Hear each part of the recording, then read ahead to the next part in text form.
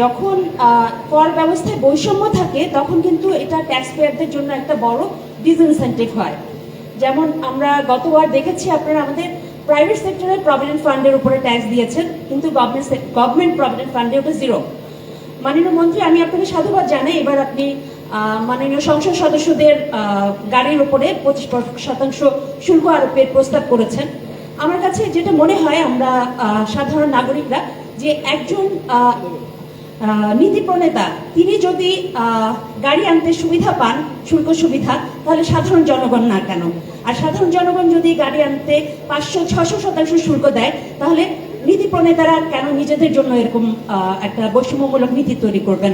এবং আরেকটা বিষয় মাননীয় মন্ত্রী, সেটা হচ্ছে অর্থ পাচার নিয়ে প্রশ্নটা তো হারিয়ে গেল, তারপরে কি হলো?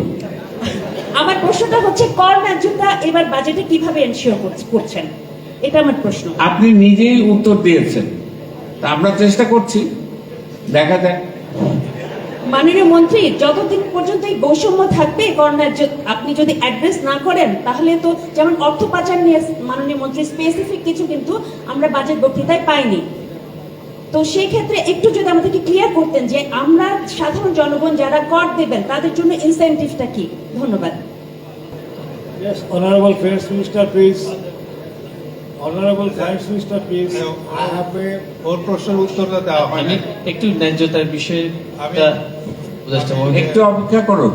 ওর প্রশ্নের উত্তর আগের প্রশ্ন সম্পর্কে আমি খুব উৎসাহ বোধ করছিলাম, তো ওর আগেরটাতে পরে আসছি আমি।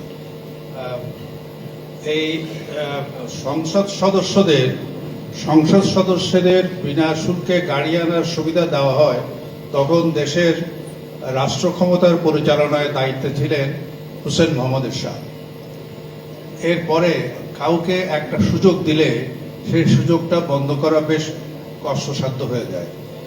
এই সরকার এবং এই অর্থমন্ত্রীর প্রতি আমাদের ধন্যবাদ দেওয়া উচিত যে একটি কঠিন প্রস্তাবনী এনেছে, যে যারা আইন প্রণয়ন করেন তারাই নিজেদের স্বার্থের বিরুদ্ধে আইনে সমর্থন করার জন্য তাদেরকে বলা হয়েছে।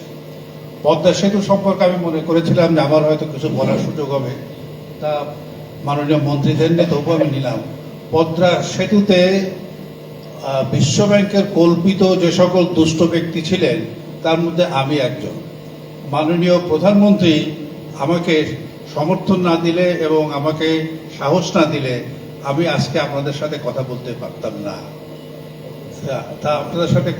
পারতাম না, এবং সেটা সহজ হয়েছে, সম্ভব হয়েছে এই জন্য যে আমাদের দেশের কোর্ট না, কানাডার কোর্টে যখন তাদের এই শুনানি শুরু হয়, প্রথম শুনানিতেই কানাডিয়ান কোর্ট বলে যে তোমাদের কোনো গ্রহণযোগ্য সাক্ষ্য প্রমাণ নাই, অতএব এইটা আর শোনার যোগ্য নয়, খারিজ। অতএব আমাদের যে স্ট্যান্ড ছিল সেই স্ট্যান্ডটাই সঠিক।